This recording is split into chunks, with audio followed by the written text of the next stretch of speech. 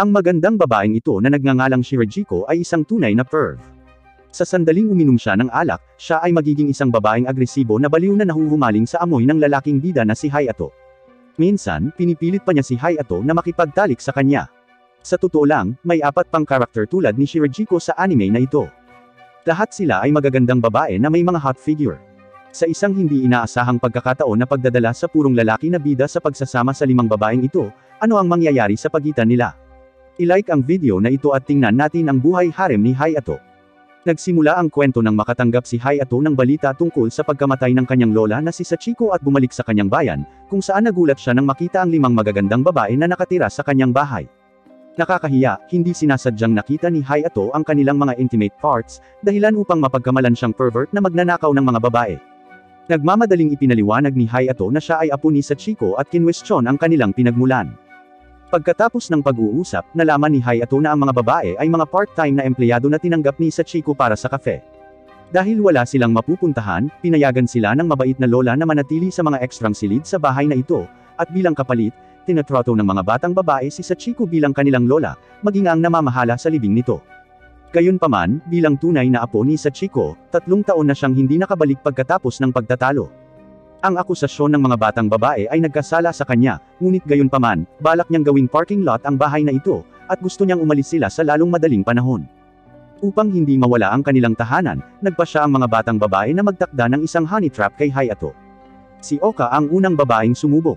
Sinadya niyang magbihis bilang kasambahay at naghahanda ng fried chicken para kay Hayato. Pero grabe ang skills niya sa pagluluto kaya kinukutsa siya ni Hayato. Ang susunod na babae ay pinangalan ng Ami. Nagbihis siya ng napaka-sexy at niyaya si Hayato na sumama sa isang night run. Gayunpaman, ayaw ni Hayato sa kanyang kasuotan at tahasan siyang tinanggihan. Matapos ang 2 magkasunod na pagkabigo, nagpasya ang mga batang babae na i-relax muna ang kanyang pagbabantay. Tigtas na nakapaligo si Hayato, at pagkatapos nito, nakita niya ang isang batang babae na si Akane na naninigarilyo sa kafe. Si Akane ay isang freelancer, at nagsusulat siya ng mga kanta tuwing gabi dito. Pinaalalahanan siya ni Hayato na huwag manigarilyo, na nagparamdam kay Akane na hindi siya nakakainis gaya ng iniisip. Habang si Hayato ay naghahanda sa pagtulog, lumitaw ang isa pang batang babae, si Shirajiko. Siya ay tila lasing at nagiging labis na may pagnanasa, na pumasok sa silid ni Hayato at sinusubukang makipagtalik sa kanya. Ito ang unang pagkakataon na nakipag-close at personal si Hayato sa isang babae, sobrang nahihiya siya. Sa panahong ito, isang batang babae na nagngangalang Riho ang nagtatago sa pintuan, sinusubukang kunan sila ng litrato bilang mga pagbabanta. Noon pa lang, napagkamalan ni Ami na gusto ni Hayato na pilitin si Shirajiko na magkaroon ng karagdagang intimacy. Ayaw niyang magsakripisyo ng sobra si Shirajiko at nagmamadaling pinigilan sila. Dahil sunod-sunod na nabigo ang mga plano ng mga babae, nagdala si Hayato ng mga profesional para give-in ang bahay. Ito ay isang malaking bahay, bahagyang para sa kafe at ang iba ay para sa paninirahan. Nang maalis na ang sign ng kafe, biglang naisip ni Hayato ang sinabi sa kanya ni Sachiko. Ang pangalan ng kafe ay Familia, na ang ibig sabihin ay pamilya sa Espanyol, at ang mga bisitang pumupunta sa kafe ay lahat ng kanilang mga pamilya. Naantig si Hayato, at nagpasyang hayaan ang karatula bilang parangal kay Sachiko. Napansin ni Akane ang pagbabago kay Hayato, nagmamadaling hiniling kay Oka na ipaghanda siya ng sinangag. Ito ang pagkain na itinuro ni Sachiko kay Oka, at nais ipaalala ni Akane kay Hayato ang pagmamahal ni Sachiko sa kanya. Ito ay gumagana ng maayos. Habang kumakain ng sinangag, naalala ni Hayato ang isang nakaraan na may kaugnayan sa kafe. Matapos ang hindi inaasahang pagkamatay ng kanyang mga magulang, nanghiram si Sachiko ng pera para buksan ang kafe upang palakihin si Hayato. Mula sa murang edad, nangako si Hayato na bibigyan niya si Sachiko ng mas magandang buhay. Nag-aral siyang mabuti at matagumpay na natanggap sa Universidad ng Tokyo, ang numero 1 sa Japan. Sa kasamaang palad, bago pa siya kumita ng sapat, pumanaw na si Sachiko. Pagkatapos kumain, nalaman ni Hayato sa pamamagitan ng pakikipag-usap kay Oka na mapayapang yumao si Sachiko sa kanila. Nang marinig ito, muling naalala ni Hayato ang maraming alaala tungkol sa kafe. Sa huli, nagpasya siyang magpahinga ng 1 taon sa paaralan at muling buksan ang kafe. Kaya naman, opisyal na nagsimula ang pagsasama ni Hayato at ng mga magagandang babae, na sa una ay hindi masyadong kasiya-siya, dahil bukod sa ipinagbawal na isabit ang kanyang mga damit malapit sa underwear ng mga babae, madalas siyang naaabala habang naliligo. Ang tanging sandali lang na nagpapasaya kay Hayato ay kapag sabay silang kumakain. Ito ang kasunduan ni Sachiko sa mga babae. Ano man ang hindi kanais-nais na mangyari, dapat silang palaging nagtitipon kapag kumakain. Bago opisyal na magbukas ang kafe, nag-organisa si Hayato ng drill. Si Shirajiko ang gumaganap bilang clerk. Si Hayato ang gumagawa ng kape, at ang iba ay nagsisilbing customer. Confident si Hayato sa sarili, pero hindi talaga masarap ang kape na ginagawa niya. Si Akane ang pinakamagaling na coffee maker sa kanila, dahil si Sachiko ang nagturo sa kanya na magtimpla ng kape. Matapos matikman ang kape na ginawa ni Akane, nagpasya si Hayato na matuto ng mga diskarte sa paggawa ng kape mula sa kanya. Pagkatapos nito, inanunsyo ni Hayato at Riho ang muling pagbubukas ng kafe sa kanilang mga kapitbahay. Sa pag-iisip na hindi tapat ang ugali ni Hayato, nag-aalok si Riho na tumulong sa pakikipag-usap sa mga kapitbahay. Sa tulong niya, lahat ng mga kapitbahay ay nagpapahayag ng kanilang pagpayag na subukan ang kanilang kape. Ngunit sa panahon ng proseso, ang mapagmataas na saloobin ni Hayato ay nakagalit kay Riho, na pagkatapos ay binalaan siya na maging mabait at matyaga sa kanilang mga customer, kung hindi, ang kafe ay hindi kailanman tatanggapin. Napagtanto ni Hayato ang kanyang pagkakamali at nagpasya na makipag-usap muli sa kanyang mga kapitbahay. Sa proseso ng pakikisama sa mga batang babae, si Hayato ay nakatagpo ng isang napakahirap na problema. Si Oka ay mahilig maglaba, habang ang ugali ni Hayato na maglagay ng mga medyas at damit para sa paglalaba ay nagdudulot ng sama ng loob ni Oka, at madalas silang nag-aaway tungkol dito. Ayaw ni Riho na makita ng mga customer na nag-aaway sila sa lahat ng oras kapag opisyal ng bukas ang kafe, kaya sinubukan niyang hikayatin si Hayato na gumawa ng kompromiso. Ayaw din ni Hayato na bigyan ng masamang impresyon ang mga customer, kaya nagpasya siyang makipagkasundo kay Oka sa pamamagitan ng pagpuri sa kanya. Gayunpaman, nang mapansin ni Oka ang kakaibang ekspresyon ni Hayato, napagkamalan niyang kinukutsa siya nito at mas nagalit. Napakagulo ni Hayato at walang ideya kung paano pag-aanan ang mating na relasyon. Hanggang sa isang gabi nang makita ni Hayato si Oka na sumubok ng uniforme ng kafe, at purihin ang damit ng maid na may parehong kakaibang ekspresyon, hindi inaasahang naging napakasaya ni Oka. Isa pala siyang fashion design student, at ang maid outfit na ito ay kanyang gawa.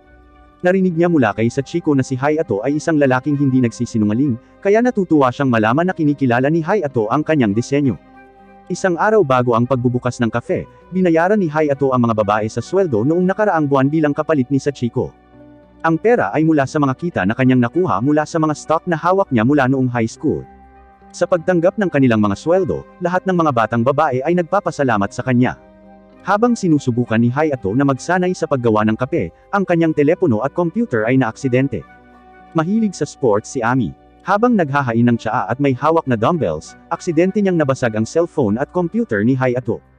Ang masaklap pa, malapit nang malugi ang kumpanyang binilihan ni Hayato ng kanyang mga stock, at namiss niya ang pagbenta ng stock dahil sa computer failure. Sa huli, nawala lahat ni Hayato ang kanyang revolving fund at maaari lamang niyang ipin ang kanyang pag-asa na kumita ng pera sa kafe.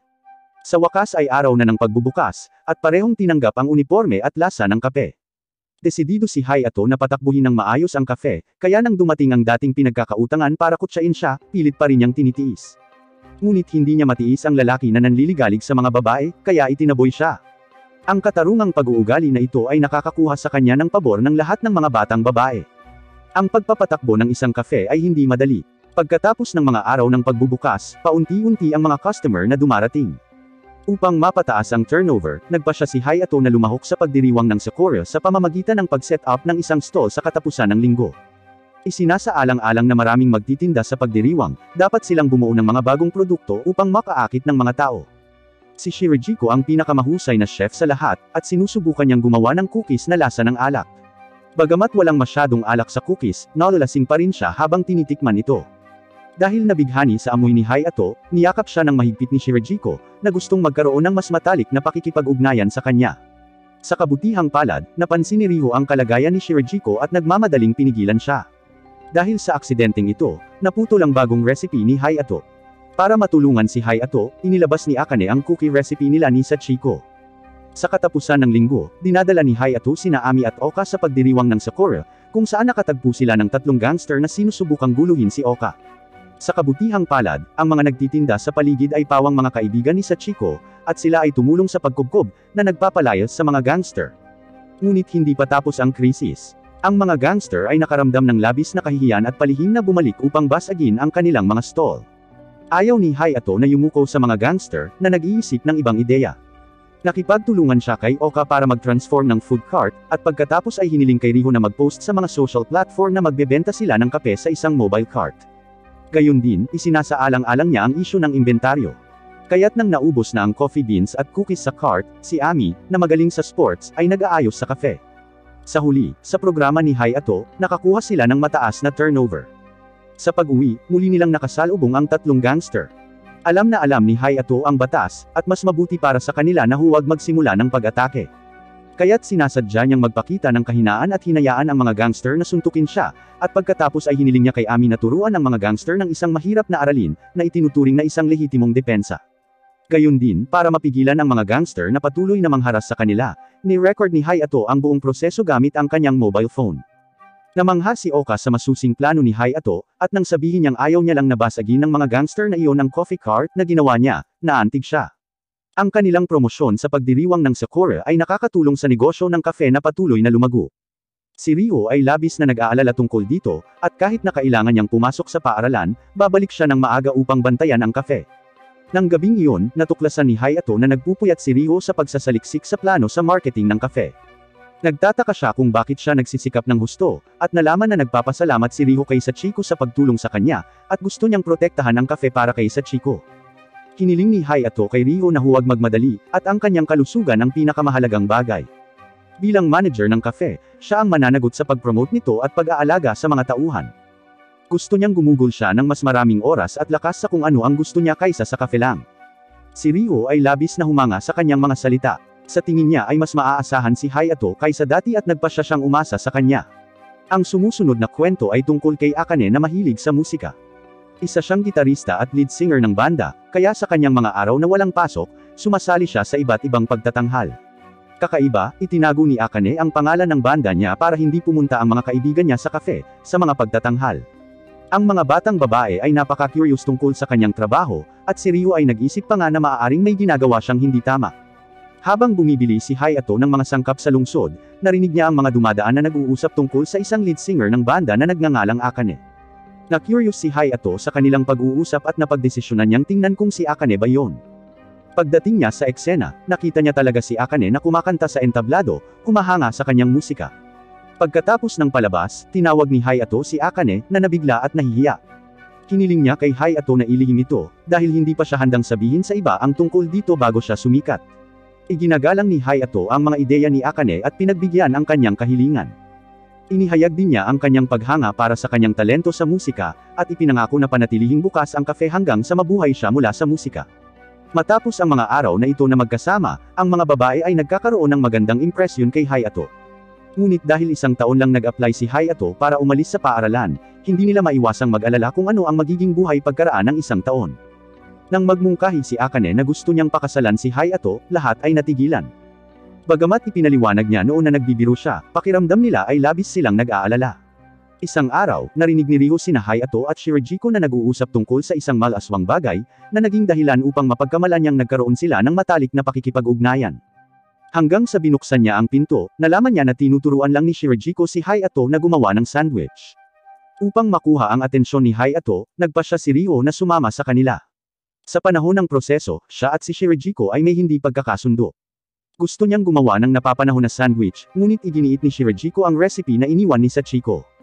Pagkatapos, hiniling nila kay Hayato na maging hukom at pumili ng pinakamahusay na sandwich. Ngunit si Hayato ay kumain ng marami sa kanyang mga nabigong sandwich, hindi na makakain pa. Sa huli, natitikman nila ang mga sandwich ng isa't isa, na talagang masarap ito. Nang maglaon, napansin ni Oka na si Ami ay hindi masigla kamakailan, na hinihiling kay Hayato na bigyang pansin ang kanyang kalagayan. Pagkatapos ng pagmamasid, naisip din ni Hayato na si Ami ay talagang hindi aktibo gaya ng dati. Tinanong niya si Akane tungkol dito, nalaman na si Ami ay natalo ng kanyang kalaban sa isang karate practice match. Pagkatapos ay ipinatawag niya si Ami para sa isang pag-uusap sa pag-asa na siya ay mapapasaya. Masasabi niyang napakahina ng mood nito. Sa unang pagkakataon, sabi niya, napagtanto niya na ang kanyang mga kakayahan ay limitado. Nang marinig ito, pinaalalahanan ni Hayato si Ami na huwag kumapit sa isang nakapirming galaw. Siya ay malakas at may talento. Kung magagamit niya ang kanyang mga kakayahan ng may kakayahang umangkop, tiyak na mas malakas siya kaysa sa ngayon. Sa panghihikayat ni Hayato, nabawi ni Ami ang kanyang fighting spirit, na tuwang-tuwang ipinakita ang kanyang bagong galaw, para lang basagin ang bagong laptop ni Hayato. Galit na galit si Hayato kaya pinarusahan niya si Ami. Buti na lang at naabot na naman ng kafe ang pick nito, kaya hindi mo na kailangang mag-alala ni Hayato tungkol sa pera. Dahil kapos sa tao ang kafe, gusto niyang humingi ng tulong kina Riho at Oka. Gayunpaman, nang hinanap niya sila, nagpapalit sila ng damit sa silid. Ito ay napaka-excited para kay Hayato, na tumitig sa kanila ng matagal. Nang maramdaman ang kanyang paningin, nahihiya si Oka kaya dali-dali niya itong itinapon palabas. Ang hindi alam ni Hayato ay talagang naghahanda lang sila para sa isang surprise party para sa kanya. Upang hindi malaman ni Hayato, maaari na lamang silang magpanggap na nagpapalit ng damit. Nang sarado ang kafe sa gabi, ipinagdiwang ng mga babae ang pagiging manager ni Hayato sa loob ng 2 buwan at nagpapasalamat sila sa pagbibigay sa kanila ng tirahan. Na-touch at humanga si Hayato. Bagamat nawalan siya ng buong pamilya, mula sa sandaling ito, pakiramdam niya ay mayroon na siyang bagong pamilya. Sa climax ng party, nakatanggap si Akane ng tawag mula sa kanyang ina. Para sa ilang kadahilanan, bigla siyang nalungkot. Sa araw na ito, napansin ng mga babae sa kafe na malaki ang pinagbago ni Akane.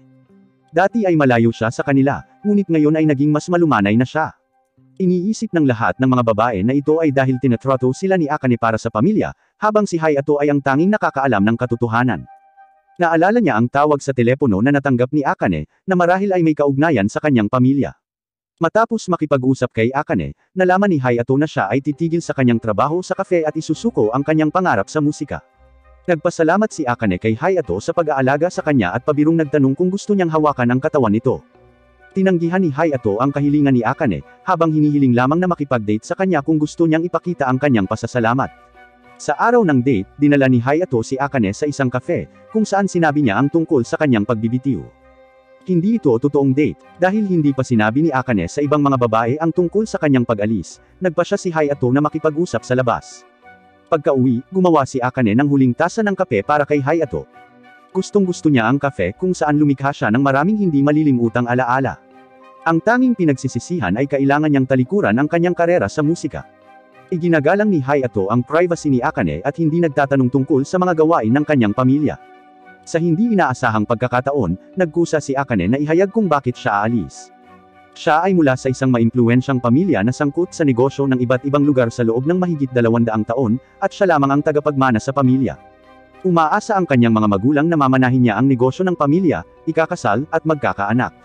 1 taon na ang nakalipas, hiniling ni Akane sa kanyang pamilya na bigyan siya ng 1 taon para gawin ang gusto niya. Ngayong dumating ang deadline, tumawag ang kanyang ina upang himukin siyang umuwi sa lalong madaling panahon. Nagkunwaring walang pakialam si Akane, na sinasabing ito ang kanyang misyon, at handa siyang tanggapin ang kaayusan ng pamilya na magpakasal sa hindi niya kilala. Pinabulaanan ni Hayato ang kasinungalingan ni Akane. Napakasarap ng kape na ginawa niya, at alam niyang nasa mood siya na kasing pait ng kape.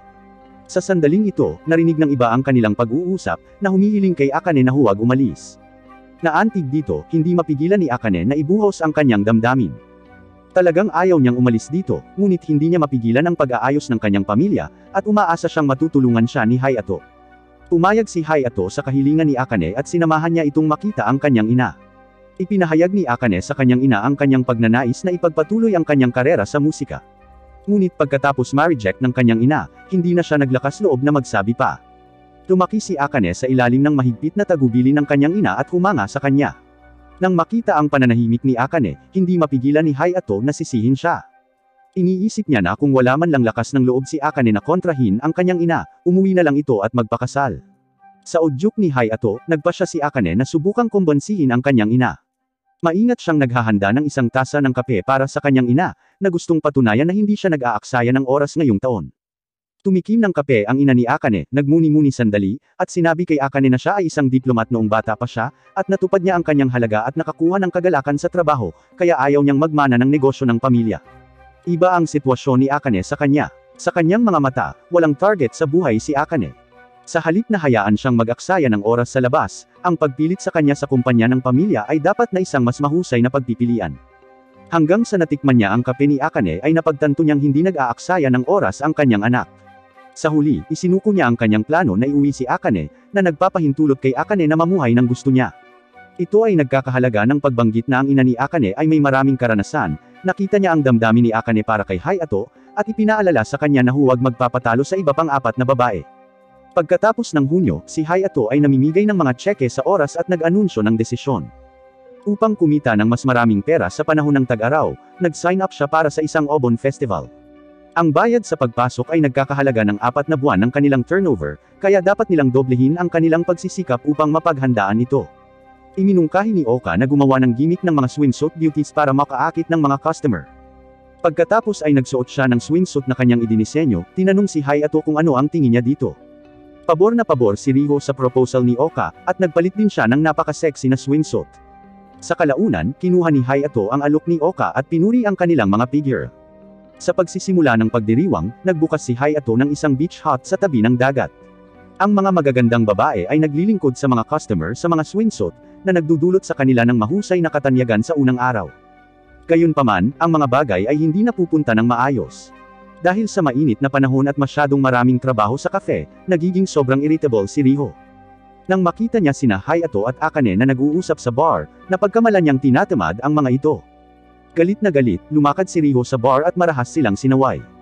Sa hindi inaasahang pagkakataon, nahimatay siya dahil sa heat stroke.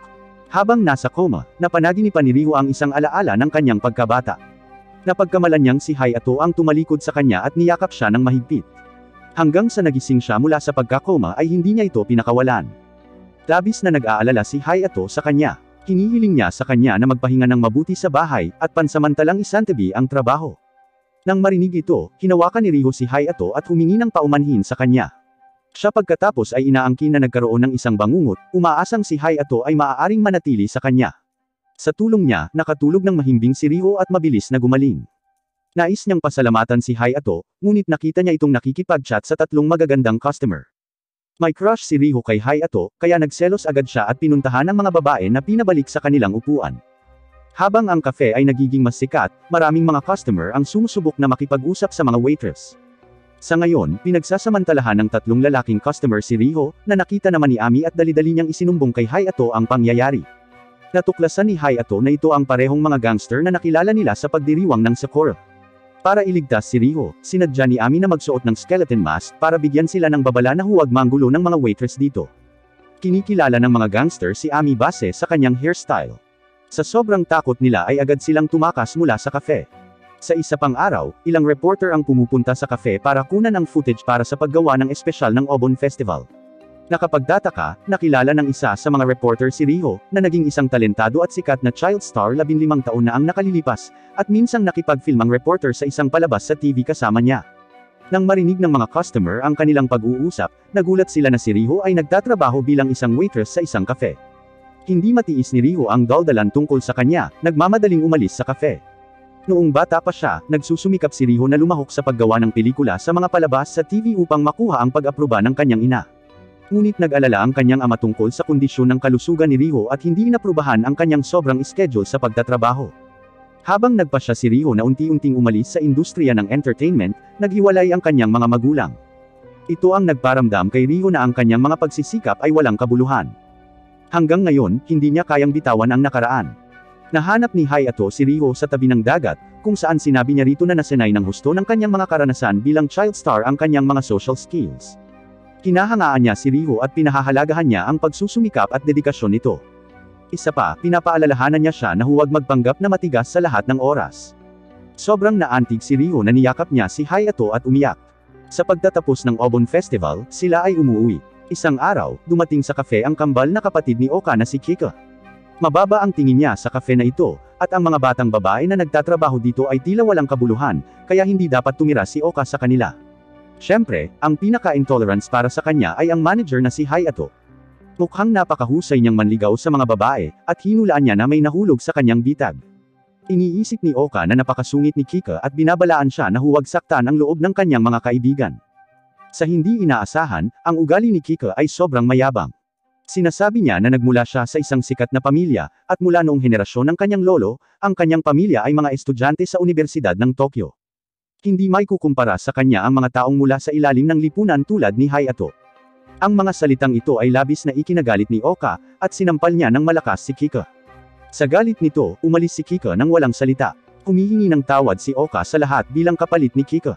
Kaya lang, hindi mapigilan ni Ami na magreklamo na medyo nakakatakot ang kapatid ni Oka. Bagamat humingi ng tawad si Ami kay Oka sa lalong madaling panahon, medyo nalungkot si Oka. Sa totoo lang, lagi na lang siyang nanghihinayang kay Kika. Hindi siya na-admit sa Universidad ng Tokyo, at pagkatapos ay nag-major sa sining, na naging dahilan ng pagkabigo ng kanyang pamilya sa kanya. Sa makatuwid, ang pamilya ay umaasa kay Kika, at nagpataw ng labis na mahigpit na disiplina sa kanya, na, sa palagay ni Oka, marahil ang dahilan kung bakit nagiging napakasama ni Kika. Hindi niya matitiis na makita ang kanyang kapatid na si Oka na namumuhay ng kusa nito. Nang maglaon, nag-aalala pa rin si Oka tungkol kay Kika kahit sa trabaho, na nagresulta sa kanyang pagbasag ng tasa. Napagkamalan ni Shirajiko si Oka sa pag-iisip sa sinasabi ni Ami, na nagpapaliwanag na si Ami ay walang masamang intensyon. Maya-maya lang, lumapit si Kika sa pintuan ng kafe at narinig ang kanilang pag-uusap. Walang pumapansin sa kanya maliban kay Hayato. Habang nagtataka siya kung bakit siya nandito, nagmamadaling umalis si Kika. Nagkamali pala siya sa pag-iisip na binubuli ni Ami si Oka, balak siyang hanapin. Gayunpaman, bago niya harapin si Ami, narinig niya si Ami na nag-uusap tungkol sa paghingi ng tawad kay Oka, kaya napagtanto niya na lahat sila ay napaka-cute na mga babae at nagpasya siyang huwag gumawa ng gulo para sa kanila. Sa gabi, sinabi ni Hayato kay Oka ang tungkol sa pagbisita ni Kika, at inakala niyang narito siya para makipagkasundo kay Oka. Ngunit iniisip ni Oka na siya ay isang napakawalang kakayahan na nakatatandang kapatid na babae, at malabong lumapit sa kanya si Kika. Nakikita ni Hayato ang eksaktong kabaligtaran niya. Batay sa performance ni Kika kahapon, sa tingin niya ay nag-aalala lang ito sa kapatid niyang baka nakikipag-ugnayan sa masasamang tao. Iminumungkahi niya na magkita sila at sabihin ang kanilang tunay na iniisip. Sa hindi inaasahang pagkakataon, dahil handa nang pumunta si Oka kay Kika, nagkusa si Kika na pumunta sa kafe. Sa panahon ng pag-uusap, sinabi ni Kika ang kanyang kawalang kasiyahan kay Oka. Idiniin niya na hindi niya hahayaang matukoy ng iba ang kanyang buhay, at pangarap niyang makapasok sa Universidad ng Tokyo, na walang kinalaman kay Oka. Ang ikinagagalit niya ay ang pagiging humble ni Oka sa bahay. Gayon din, pagkatapos na ma-admit si Kika sa Universidad ng Tokyo, umalis si Oka sa bahay para magtrabaho sa kafe na ito, na labis na nakalito kay Kika. Pumunta siya dito dahil nag-aalala sila ng mga magulang nila kay Oka.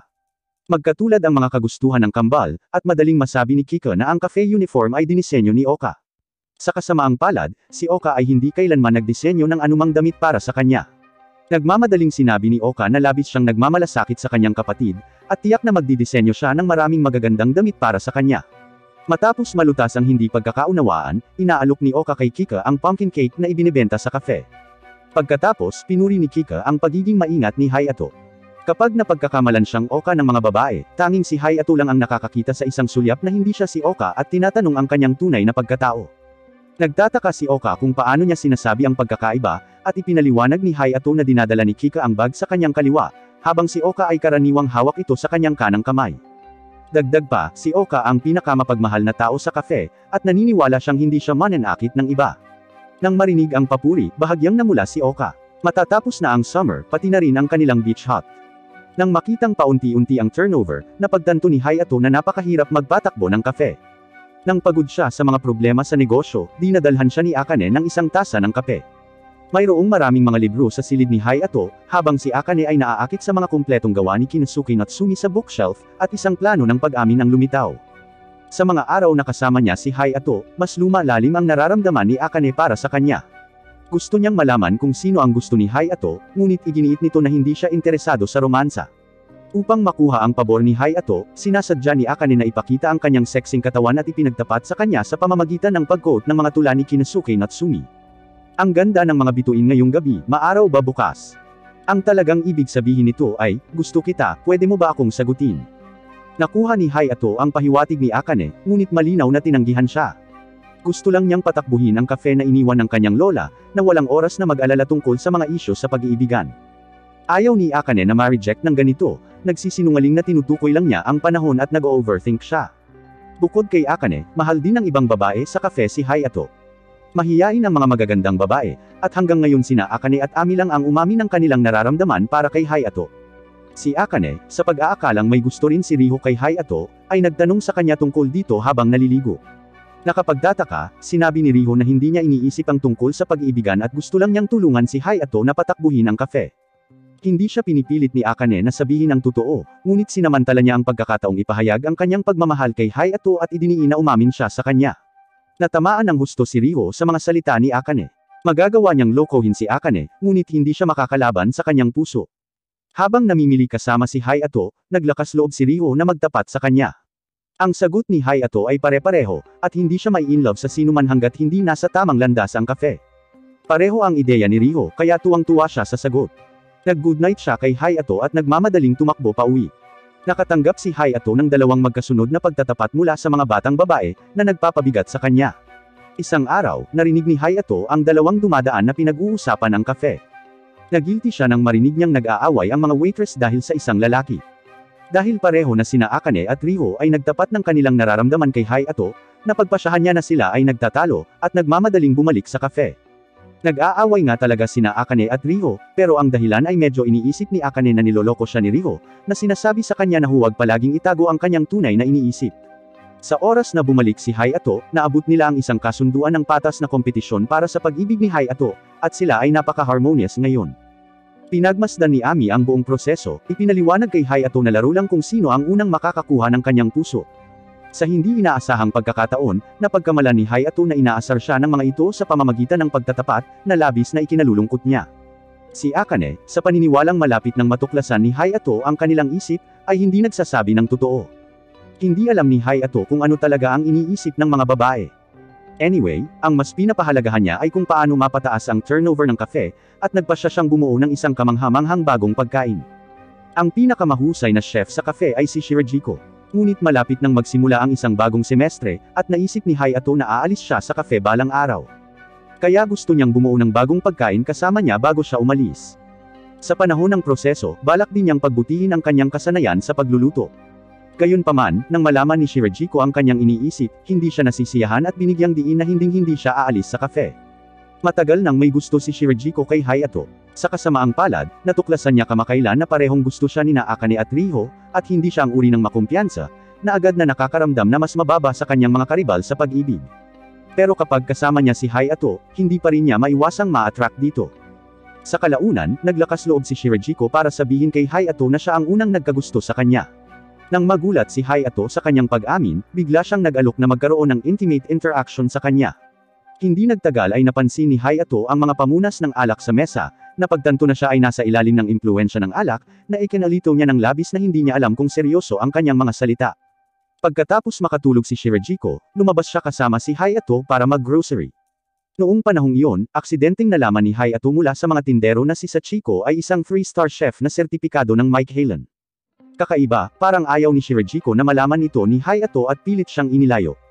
Ngunit si Hayato ay labis na nahuhumaling na malaman ang katotohanan. Sa ilalim ng kanyang pagtatanong, kailangang ibunyag ni Shirajiko ang kanyang kwento. Ang ama ni Shirajiko ay apprentice ni Sachiko, at nagtutulungan sila sa isang restaurant sa Spain. Isang araw, pumunta siya sa cafe upang bisitahin si Sachiko kasama ang kanyang ama, kung saan nakilala niya si Hayato. Sa oras na iyon, naghanda si Sachiko ng dalawang ice cream para kina Shirajiko at Hayato na mag-enjoy ng magkasama, habang si Shirajiko ay nadepa nang hinahanap si Hayato, nabangga ang isang masungit na lalaki. Dahil dito, nadungisan ng ice cream ang leather na sapatos ng lalaki, at nagtantrum siya kay Shirajiko. Maya-maya lang ay sumulpot si Hayato, kumuha ng tubo ng tubig at sadyang sinabuyan ng tubig ang lalaki. Nagpasalamat si Shirajiko kay Hayato, na gayunpaman ay nagsabing wala itong kinalaman sa kanya. Dahil masama ang loob ng lalaki kay Sachiko, labis siyang kinasusuklaman ni Hayato. Si Shirajiko ay naging interesado sa pagluluto, at nang siya ay lumaki, muli siyang pumunta sa cafe, umaasa na si Sachiko ang kanyang maging master. Nangako si Sachiko kay Shirajiko sa kondisyon na hindi ipahahayag ni Shirajiko kay Hayato kung bakit siya sumuko sa pagiging chef. Pagkatapos ng pag-uusap, hinanap ni Hayato ang profile ni Sachiko online. Sa kanyang palagay, magaling magluto si Sachiko kaya nakapagbukas siya ng restaurant sa Tokyo. Tinalikuran niya ang pagiging chef dahil nakaharang siya. Ayaw ni Shirajiko na makitang malungkot si Hayato, at sinabi niya kay Hayato na narinig niyang sinabi ni Sachiko na hindi niya pinagsisihan na iwan ang kanyang karera sa chef, at natutuwa siyang masaksihan ang paglaki ni Hayato. Sa loob ng 12 taon na kasama niya, napakasaya niya araw-araw. Naalala ni Hayato ang nakaraan nila ng kanyang lola at nakonsensya siya. Nangako siyang hinding-hindi niya hahayaan na magsara ang kafe. Nangako rin si Shirajiko kay Hayato na susuportahan niya ito ng buo. Ang ibang mga babae ay nakikinig sa kanilang pag-uusap, at labis silang na-touch sa kwento ni Hayato at Sachiko. Sa pagtatapos ng kwento, pumunta si Hayato at ang mga babae sa parke para sa isang picnic. Ipinagtapat ni Shirajiko ang kanyang pagmamahal kay Hayato sa harap ng lahat. Sa sobrang nerbiyos, hindi niya sinasadyang uminom ng alak ni Riho, at agad na nolasing, sinunggaban muli si Hayato. Para pigilan silang magkaroon ng close contact, ang ibang mga babae ay nagmamadaling humarang sa kanya. Interestingly, si Hayato ay magiging tunay na couple ng isa sa mga babae sa hinaharap at magsisilang ng napaka-cute na batang babae. Ngunit hindi ibinunyag sa atin ng taga-sulat ng senaryo kung sino ang magiging asawa ni Hayato, at maaari na lamang tayong maghintay hanggang sa ipalabas ang susunod na season. Ang The Cafeteras and Its Goddesses, at The Quintessential Quintuplets, ay gawa ng parehong cartoonist, kaya medyo magkatulad ang kanilang mga plot. Parehong kwento ng lalaking bida at 5 magagandang babae. Dahil ang bawat isa sa mga batang babae ay pantay na mahalaga, wala kaming ideya kung sino ang pangunahing tauhang babae. Ngunit sa pangkalahatan, ang kalidad ng anime na ito ay medyo maganda. Ang lahat ng mga batang babae ay may kani-kanilang mga natatanging personalidad, at sila ay laging bukas palad upang ipakita sa atin ang kanilang mga sexy na figure. Kung nagustuhan mo ang ganitong uri ng anime, mag-iwan ng komento sa ibaba, at hahanap ako ng higit pang harem anime na i-recap. Gayon din, huwag kalimutang mag-subscribe sa aking channel, at magkita tayo sa aking susunod na video.